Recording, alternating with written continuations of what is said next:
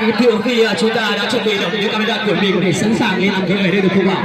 Vâng, hôm nay cho phép tôi và Nga Thành người dẫn chương trình cho đám cưới ngày hôm nay của cô dâu Thảo Thị Nhung Sánh Duyên cùng với chú rể Mùa A Giống. Một lần nữa xin hân hoan chào đón toàn thể quý vị quan khách cùng các bậc cha mẹ, các cụ ông, các cụ bà cùng các quý vị chú bác các đàn Thành đến tới ngày hôm nay chúng ta đã đến chung vui cùng tiệc cưới. Một lần nữa chúc quý vị sức khỏe và lời chào nồng nhiệt nhất.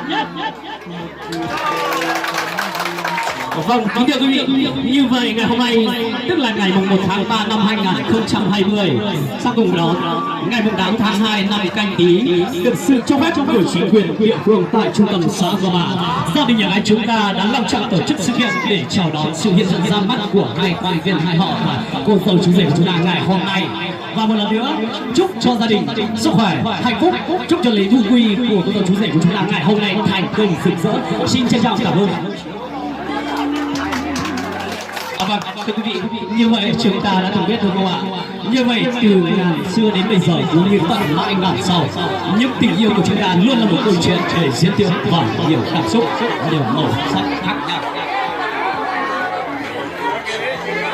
Và xin trân trọng và cảm ơn quý vị cũng như là chúng ta đã đến chúc mừng tiệc cưới của cô dâu chú rể ngày hôm nay. Và chúng ta đầu muốn đám cưới của mình thì đầu muốn gắn kết hòa nhịp hòa quyện để trở thành mái ấm trong gia đình như chim biển cánh gây liền cảnh vừa qua. Vâng, thưa quý vị, như vậy đôi bạn trẻ của chúng ta ngày hôm nay cũng nằm ngoài quy luật ấy. Vâng, thưa quý vị, như vậy chúng ta hãy cho một tràng pháo tay thật to để chào đón sự hiện diện ra mắt của hai nhân vật chính của chúng ta, Thảo Thị Nhung Sánh Duyên của Mùa A Giống được không ạ?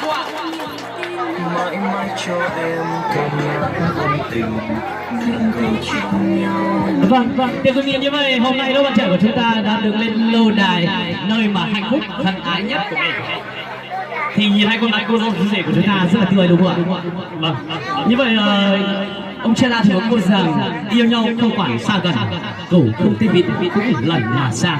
Yêu nhau không quản lầm than, mấy số cũ lộ mấy ngàn cũng qua. Yêu nhau không ngại đường xa, đá vàng cũng quyết, phòng ba cũng liều. Vâng, thưa quý vị, như vậy tình yêu như đôi bạn trẻ của chúng ta ngày hôm nay không ngoài ai, tình yêu luôn luôn là một món quà khát khao của con người trong cuộc sống, cũng chính là cuộc sống ban tặng cho chúng ta mỗi người kết duyên để trở thành những đôi hiền hương như ngày hôm nay.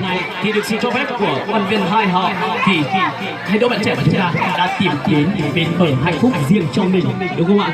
Vâng, thưa quý vị, như vậy để con gái chúng ta vui sướng và ấm no hạnh phúc hơn thì cha mẹ nào chả muốn con mình hạnh phúc, đúng không ạ? Và tôi xin giới thiệu sự đại diện đến từ nhà trai, ông Mùa Sở Trí và bà Sùng Thị Dế cùng với sự song thân của gia đình nhà gái Thảo Chí Chị và bà Vư Thị Chứ. Chúng ta hãy tiến lên sân khấu để có đôi lời phát biểu cho cô dâu chú rể và cảm ơn vị quan khách 1-2 đôi lời. Xin trân trọng kính mời. Ngày tháng hoa đời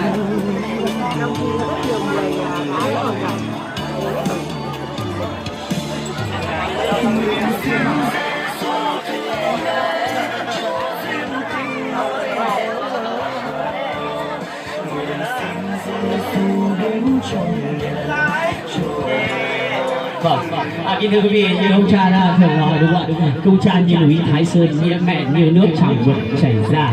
Đi khắp thế gian không ai tốt bằng mẹ, gánh lại cuộc đời không ai khổ bằng cha.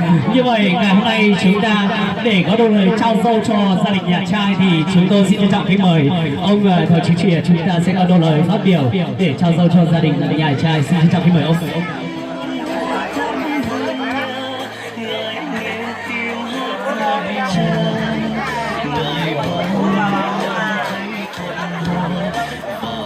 Thì ba nó nó cùng nửa câu lỗi tiêu đời họ vào bà cùng cưới cái ca sẽ đời tuôn rộ cũ cùng với tôi không là chỉ ba đi sẽ đời mua đá mua rồ.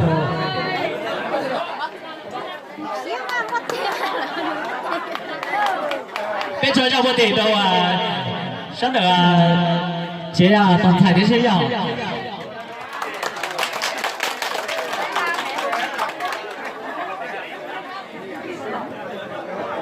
Vâng, để đáp lại những tấm chân tình của gia đình nhà gái thì hôm nay gia đình nhà trai của chúng ta sẽ có đôi lời phát biểu để cảm ơn quý vị quan khách cũng như là gia đình nhà gái. Xin trân trọng mời anh. Thế rồi cái chủ tí nước cha sau rồi ở nó cũng do tòa nhớ tập lại tòa nè chỉ tòa tố nhà hay nó cũng không sẽ cả tôi tổng đâu là tôi không thể áo tôi nên nhảy nhà hay đi tôi bỏ sọc chủ tí nước cha tao tôi tổng tốt rồi tôi áo tôi mình nhỏ nó chúng ta cũng mua rồi ý lo lụt rồi thì sau đó cô không sẽ cầu tất cả tao nhà hay mới lo lụt rồi cho quý vị là chỉ quý vị nước cha thì từ đây tổng tôi cũng phúc cũng cho chúng ta cũng sẽ sắp tới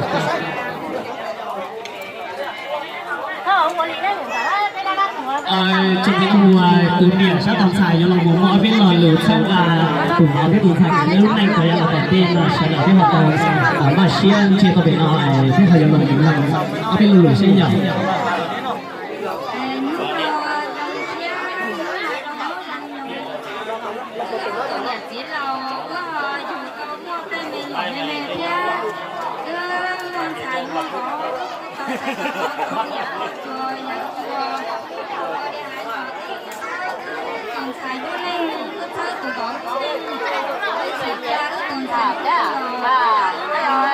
ngắn nhiên ta lọ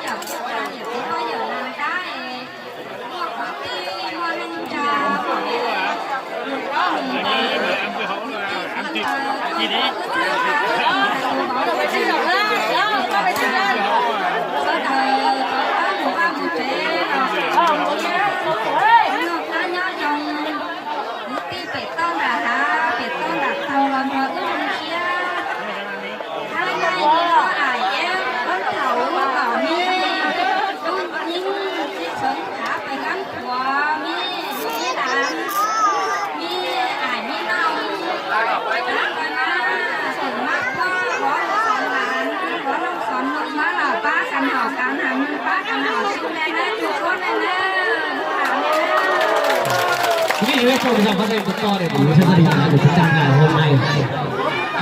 Vâng quý vị, như vậy ngay bây giờ chúng ta hãy cùng rót rượu và ly chén của mình để chúng ta cùng nâng chúc cho toàn viên hai họ gia đình nhà cha và nhà gái ngày hôm nay được không ạ? Xin kính mời.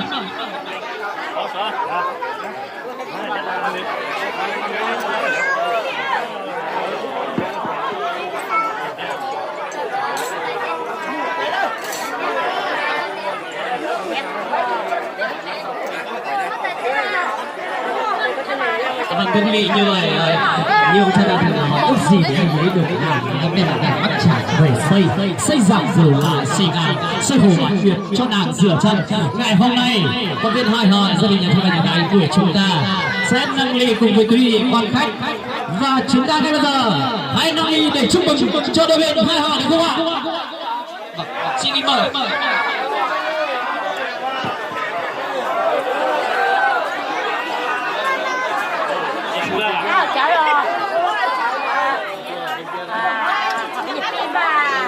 Vâng, xin trân trọng cảm ơn. Vâng, một lần nữa thì trân trọng kính mời bên đại diện gia đình nhà trai và nhà gái chúng ta trở về chỗ để đi đón những người thân thương của mình tại bàn tiệc. Giờ thì tỏ tôi cái tầm đây liệt sĩ sẽ đời cho một tàu những cái tin ninh tra sẽ đời là nói nó tốt tú cái tủ máu tủ sản cái nhá về chơi xin lỗi về cú hay đoàn người là nhiều người sẽ giảm.